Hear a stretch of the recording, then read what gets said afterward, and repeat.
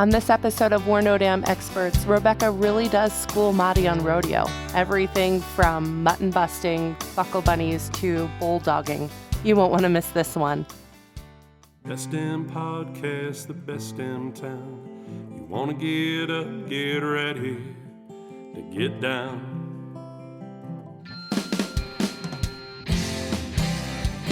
With its big wide sky and the wild river Thames. If you want to go, we can take you there. To Great Falls, Montana. Welcome to the greatest damn town in Montana, Great Falls. I'm Rebecca Ingham. And I'm Maddie Hazard. And we're No Damn Experts. And today, it's a Monday. We are recording our podcast today on a subject that Maddie thinks she doesn't know a whole bunch about. I don't. And we don't have an expert in on it. So Rebecca is going to give us everything she knows. And this is why I think we start this way, because you really want the non-expert version when we start talking about rodeos. Got to lay the baseline. Because when you start talking to experts, it gets really detailed, really fast on things that are really going to go over your head. Mm-hmm. And, again, being 6'1", things rarely go over my head, but all of rodeo has so far. Well, and until you're part of the sport, there's a lot of things that you probably just don't want to know that experts are going to tell you. The first time I heard about a rodeo or was invited to go to one was when I lived in Louisiana, and it was the annual prison rodeo. What?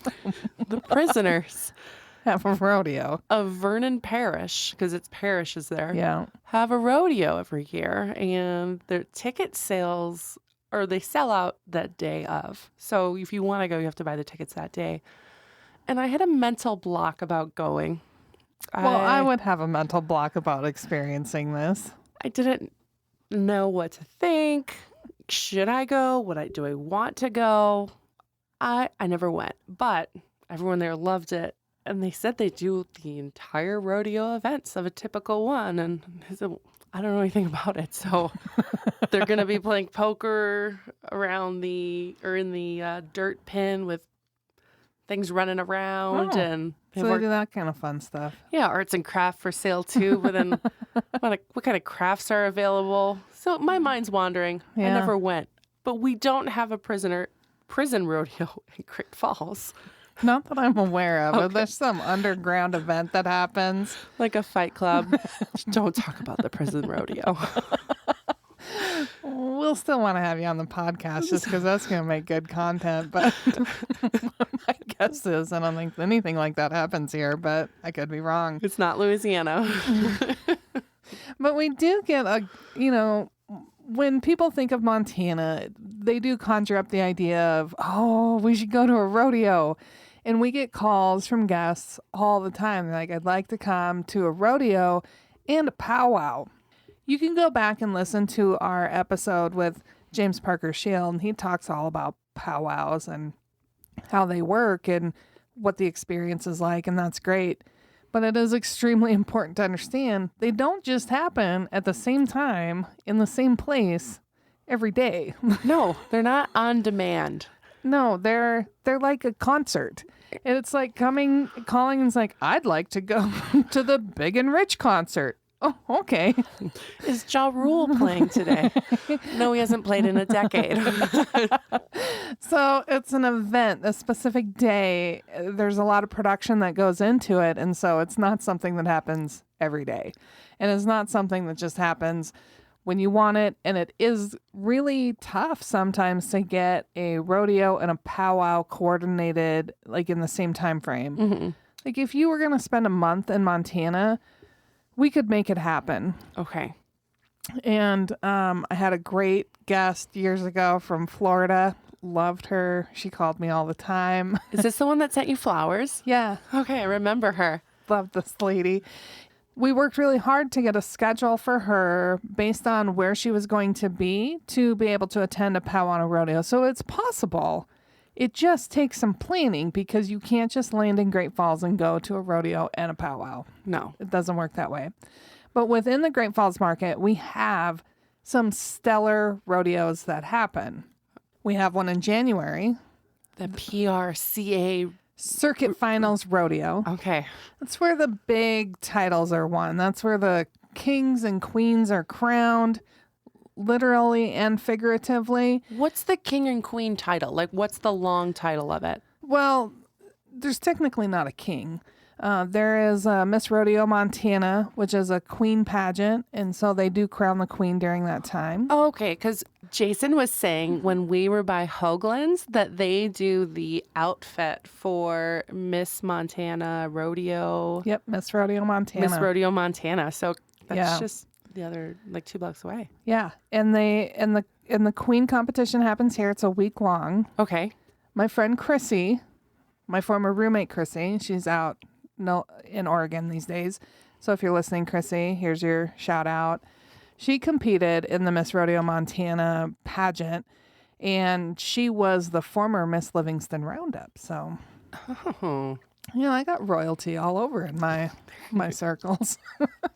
So you have that competition that happens, but also at circuit finals, you crown the winners or the top cowboys and cowgirls in each of the events. And so they then become, the 2020 bull riding champion for the Montana circuit, which is bragging rights and money. So I'm going to pretend like I don't live in Great Falls. Okay. I'm somewhere else in the nation, and I've fallen in love with a TV show that talks about Montana is in Montana, and there's rodeos in it. Do people that win, do they get buckles? Yep. Okay. You can get buckles, you can get saddles. Each rodeo picks their own thing to give away, Okay. but you'll get saddles and buckles. That's pretty normal to win. Not actual crowns unless you're in the Miss Rodeo Montana pageant. So if I see someone with a big old buckle, Yeah. I'm gonna know They earned it. Okay. And then the saddle, I'm not gonna see that out and about town. Okay.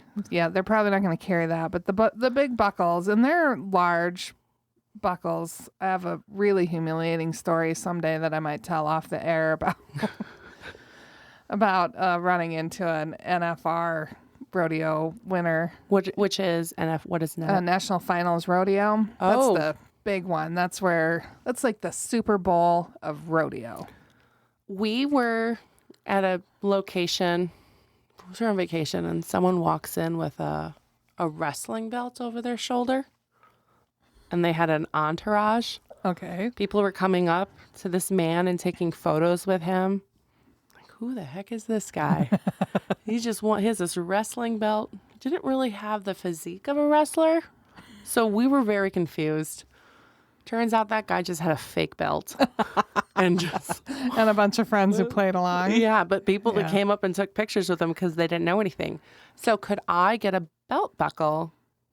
You could. I could forge one. You could. So after listening to this podcast, I will have enough information to just Make your own belt buckle. yeah, and then rattle off to anyone that comes up to me and be like, "Oh yeah, I won the." You bet. Okay, all right. Now, my experience, there was no entourage, just a dude, a huge belt buckle. And I was like, thinking I was young and full of attitude. And I went to grab the belt buckle and go, "Where'd you get this?" It's a Corral West. And as I was reaching my hand out, I realized who it was. And I'm like, "Oh, nope, he earned that." And I walked away quickly. Because when you're in the mode of you're going to make fun of this dude for the huge belt buckle he bought at Corral West. And for our listeners, there's no more Corral West in the world, but dating myself. But yeah, it was pretty embarrassing. Rebecca still is full of attitude. So she said she was. She still is. Otherwise, we probably wouldn't have a podcast. So So this PRCA Circuit Finals Rodeo, which is in January in Yep. Great Falls. It's held inside. Okay. Rodeos can be held inside and outside. Mm-hmm. We also have the Big Sky Pro Rodeo Roundup, which happens in conjunction with the State Fair. Okay. And those are the two rodeos that happen specifically in the city limits of Great Falls. But as our listeners know, we are a base camp to a multitude of adventures. Mm-hmm. So there's a bigger difference also between you can just have a rodeo or you can have a PRCA sanctioned rodeo. And kind of the difference between the two is more amateur, more professional. So the quality of production can be different. Quality of stock could be different. The quality of cowboys and cowgirls that are participating could be different. PRCA rodeos are qualifiers for card holding professional rodeo cowboys. And that's how they make their living because they're earning points to get them to NFR. So if we're going to compare it to football, this is a season game. Yeah. Okay. And so, that's going to be loud, I bet. I'm just going to snort all over here. Well, Jason had us turn our mics. We had them hanging upside down with the guard in front of it. And then when Jason was on the podcast last week, when we talked about Electric City Speedway, he said, maybe we should adjust it for you guys now that I actually see you in action behind closed doors. So I'm liking it better. I think I sound better. I'm at an angle. I'm learning how to work the mic. So I'm happy about what I'm doing. And I can so see far. you because before I was just talking into a black hole. It worked. Popping your head up and down.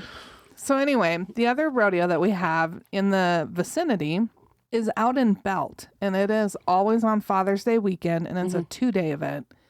And this is a typical, the city comes alive, and it's a big community event that happens in Belt. There's the rodeo each day, but then there is also the parades that happen through town. There's Calcuttas, there's all the events, and then there's they run slack usually at night. So a lot of opportunity to engage in rodeo. What is running slack? So I'm not 100% sure on what that means, Okay. but it's like the people who aren't as good run at night. It's similar events. Just a different style of entertainment or different And it's caliber of experience. I want to call it practice. Okay. That's my guess. So this is the Little Belt Cowboys Rodeo. Yep. That's going to be June 19th and 20th of this year, Father's Day weekend.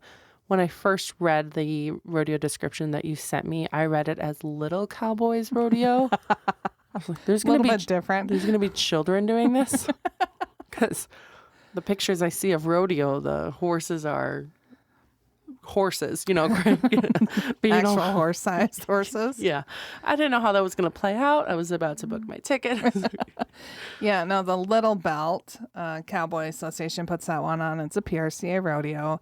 And then we also have in Augusta, the largest one-day rodeo in Montana is in Augusta. Augusta's 45 minutes from here? Yeah, if that.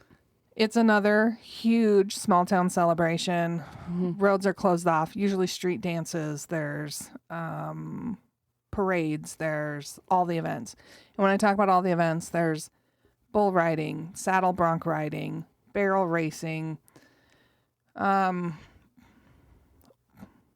bareback riding, steer wrestling, calf roping. Okay, steer wrestling? Yeah, this is where you run your horse alongside the steer that's running to the other end of the arena, and then you fall off your horse onto the cow and flip it over for a time. Okay. You'll also hear it called bulldogging. Okay, I mean, They're that's bulldogger if you do that.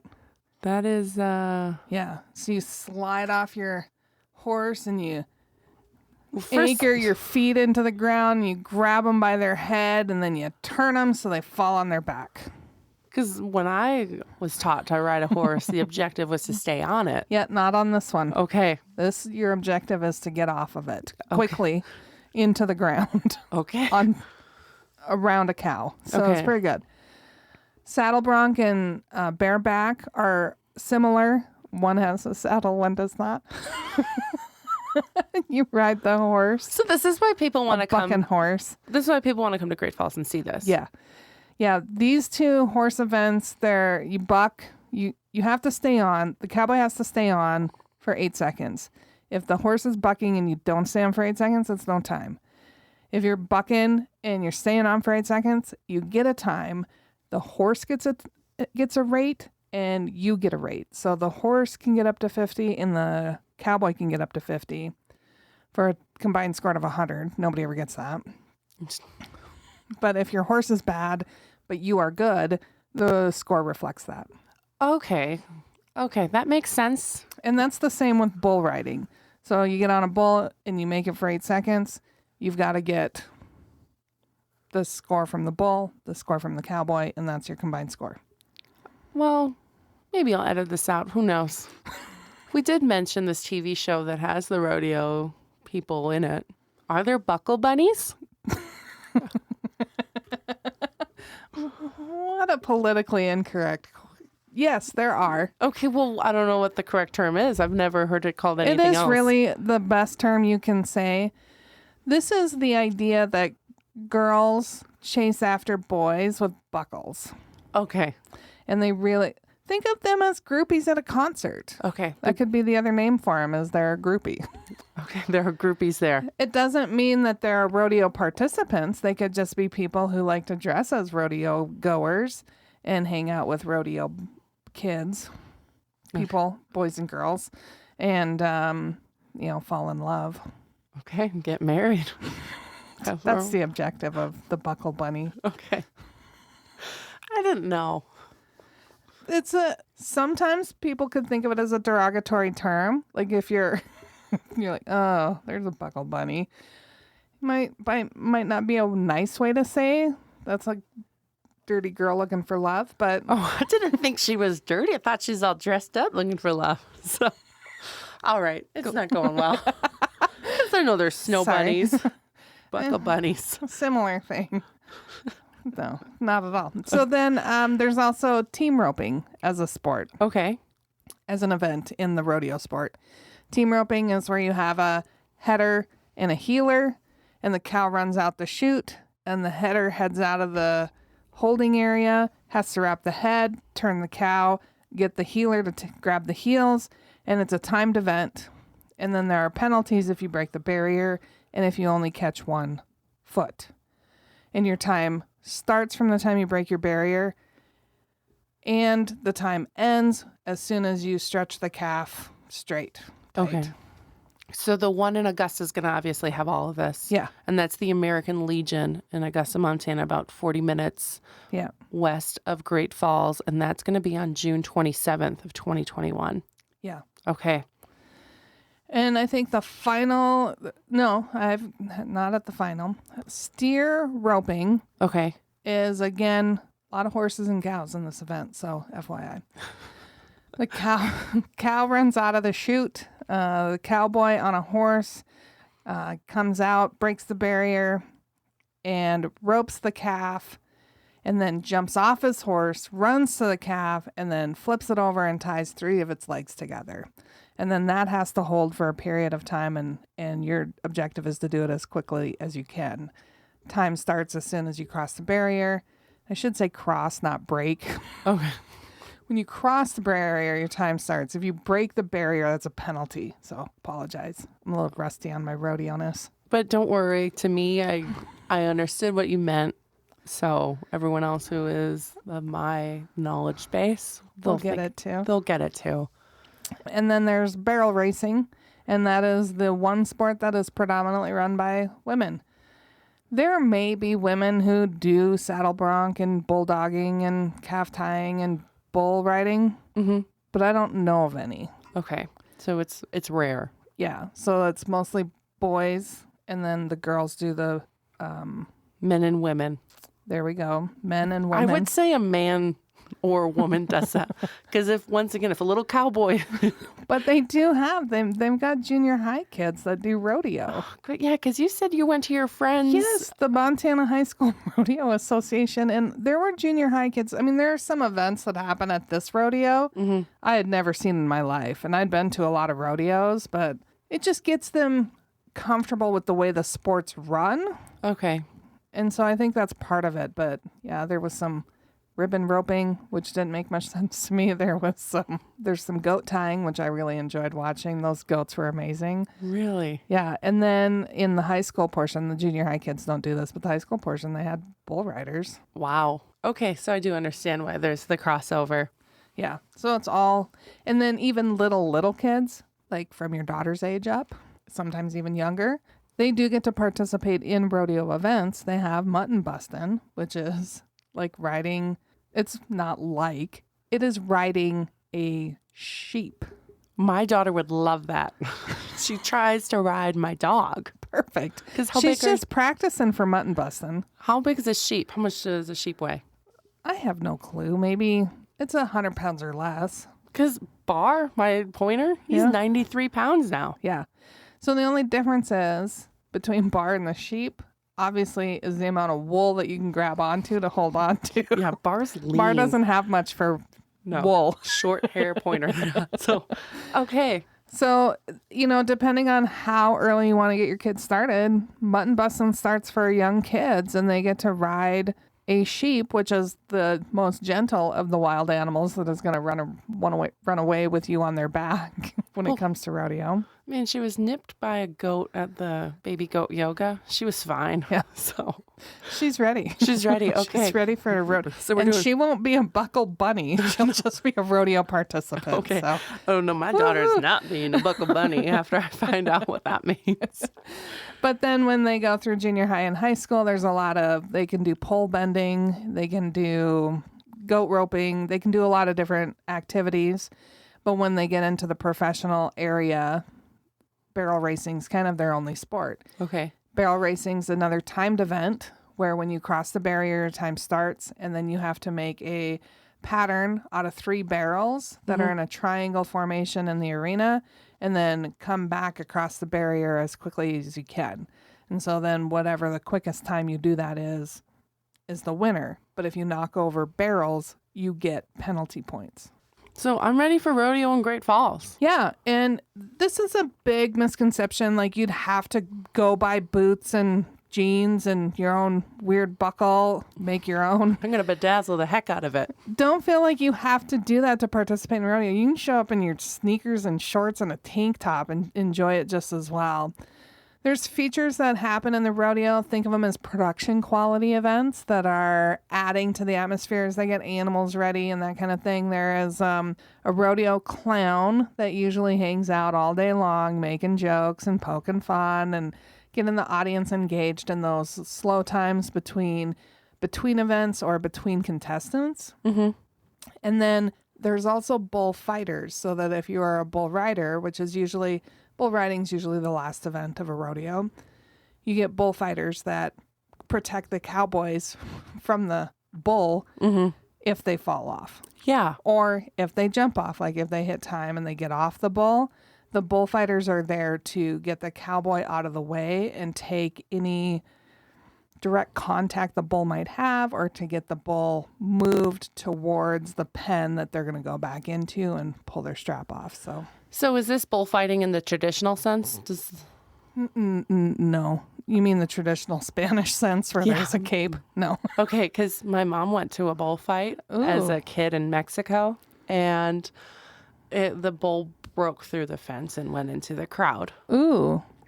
So that was not a good ending. That's not a good experience. I can't imagine. But no, there's no necessarily capes. Good bullfighters, they're in really close contact with the bull, so they're tapping it on the head or patting it on the butt to get it to move or distract it from its original intent or objective. And bullfighters are worth their weight in gold because they train themselves on how to move the bull so they don't get injured. Okay. But your big objective is to not let the cowboy get stepped on or speared or, mortally wounded from this huge animal that is wreaking havoc in the area. Mm-hmm. And so you have pickup men that are part of the saddle bronc and bareback riding. Mm-hmm. And they grab the rider off the horse once they've completed their time. Okay. So the contestant may ride the horse a little bit longer while they try to get their hand out of their harness that they use to stay on the horse. Mm-hmm. And then they'll jump on the back of a pickup man's horse. So you said a rodeo clown is going to be there between contestants or events to get engagement from the crowd. If I am watching an event like that you just described where there's a bullfighter and trying not to get mortally wounded, I'm going to be gasping and yelling, and everyone else is going to do the same? Yep. Okay, so there's cheering and... Yeah. Okay. And then there'll be dead silence, and then the bullfighter or the bull rider will get up and they'll be like, yay! And then there's clapping. So yeah, it's a roller coaster of emotions because you're dealing with usually small people on big animals whose entire objective is to get them off of their back. Yeah. Okay.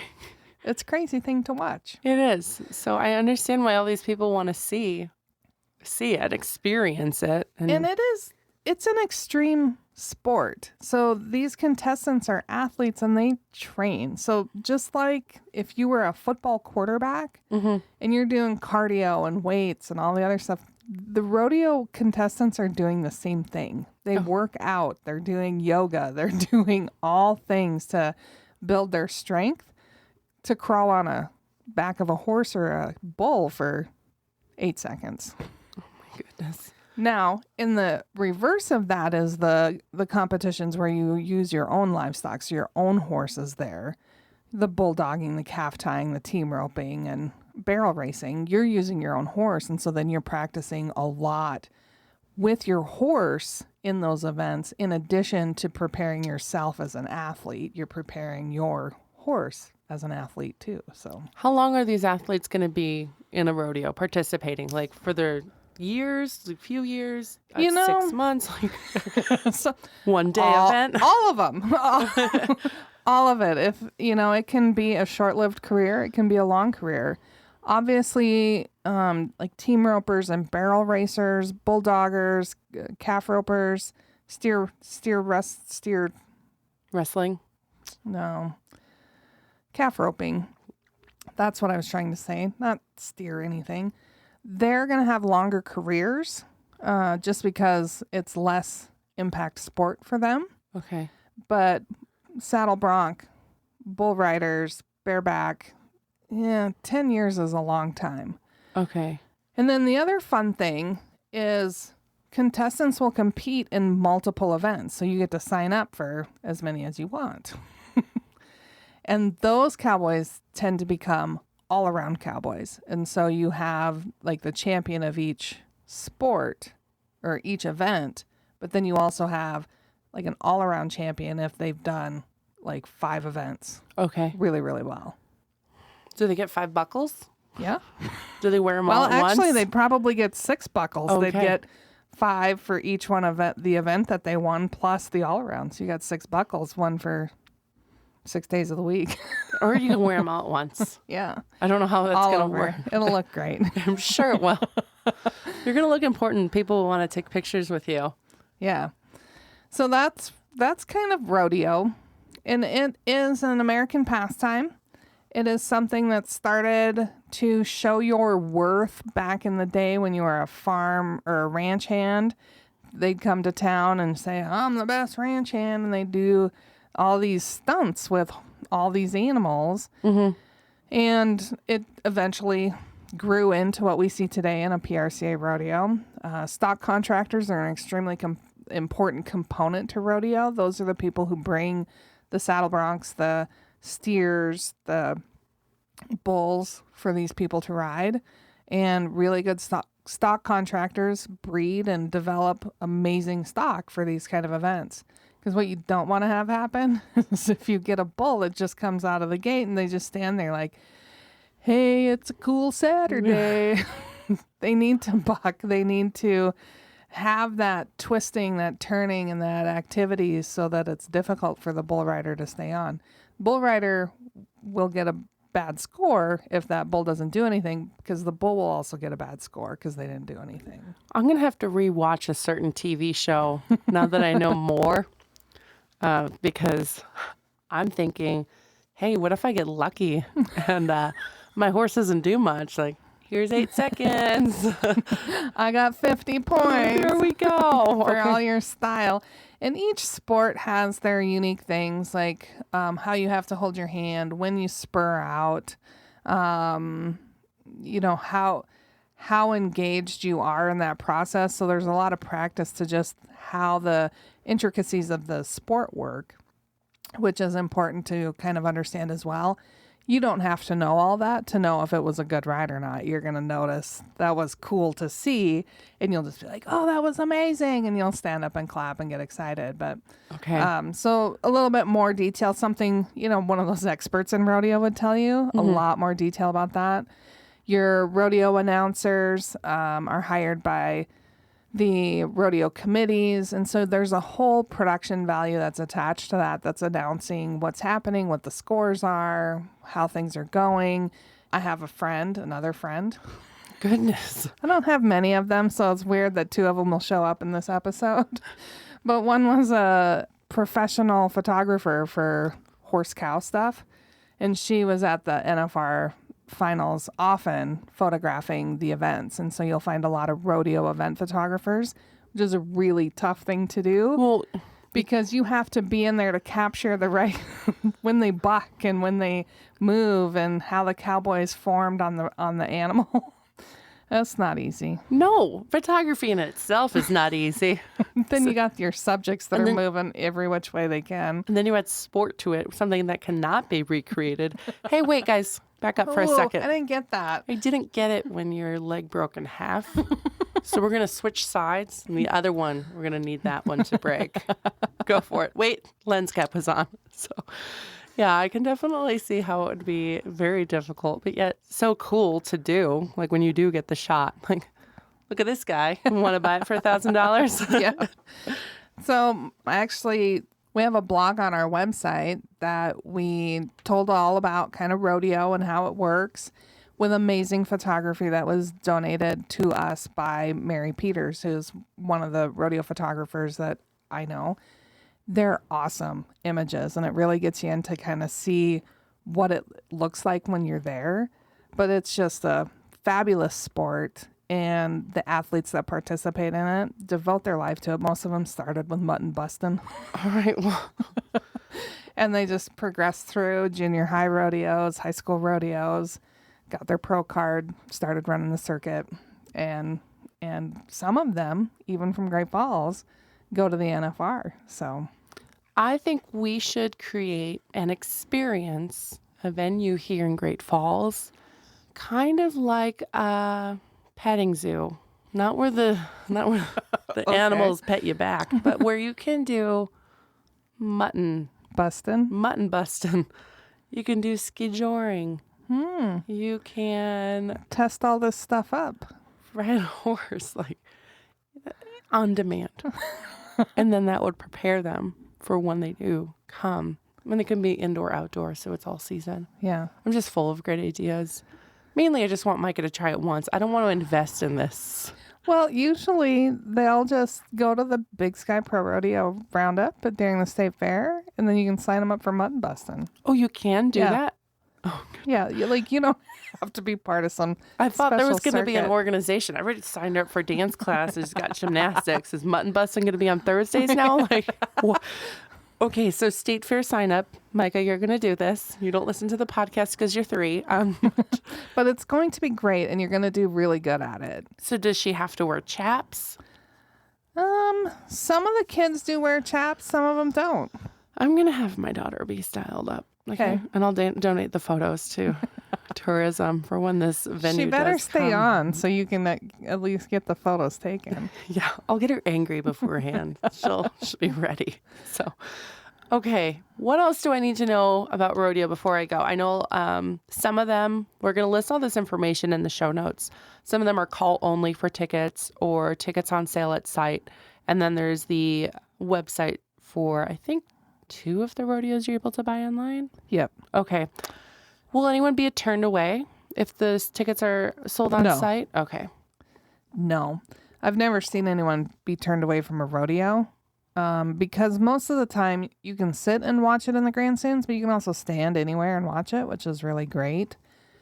We didn't mention the rodeo that's in Fort Benton, which is just 30 minutes away from here. Oh, yes. The Fort Benton, Montana's birthplace. Yeah. They have a rodeo.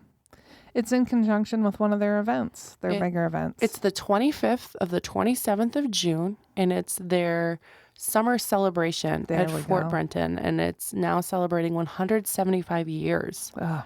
So they'll have a 3-day event there, which, again, it's a 30-minute drive from Great Falls. And the drive there, there's that scenic pull off for the Missouri River breaks. Yeah. It's a really nice drive out there. So if you want to partake in rodeo, which is really a spectator sport from our perspective, we're not asking you to, go to school and learn how to ride bulls if you're into that, that's great. But just try and watch it once first. Yeah.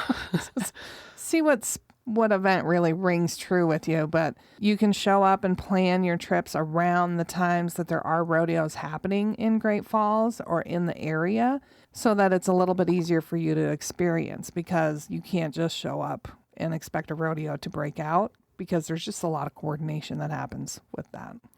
We've had 2 calls today for people that are coming for the BMW Motorcycle Owners Association National Rally.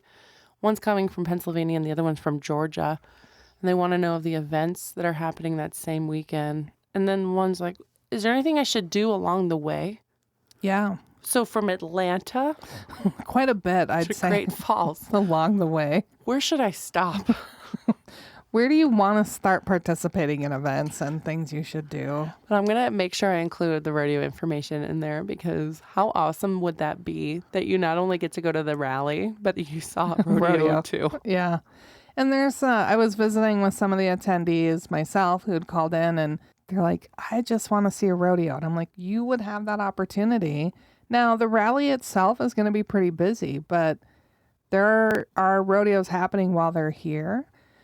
The one thing I will say, there is some routing that you could have after the rodeo, depending on how long you're going to stay in Montana in July.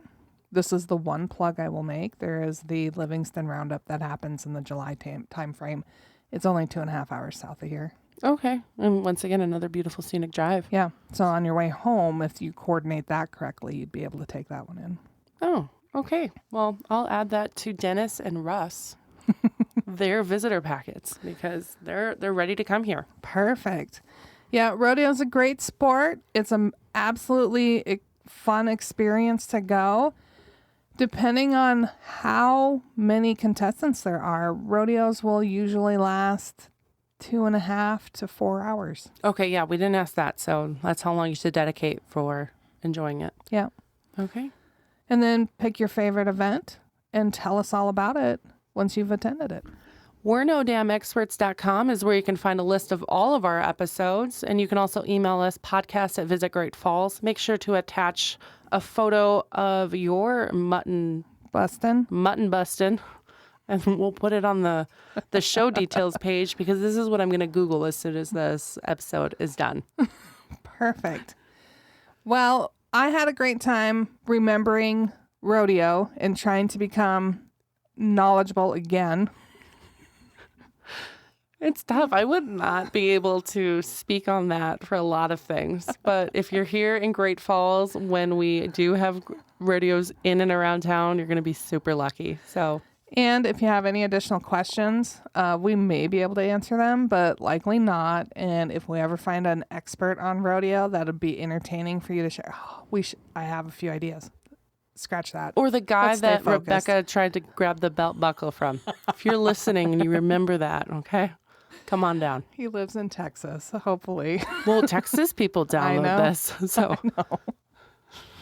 So embarrassing. Anyway, we're here to answer all your planning questions for your next trip to Great Falls. You can call us at 406-761-4436, or you can email Maddie at podcast@visitgreatfalls.org.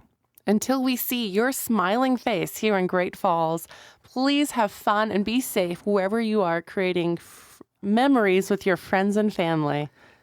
We can't wait to see you. Bye-bye. We're No Dam Experts is the recorded claims from Great Falls, Montana, covering what you need to know about this amazing damn town.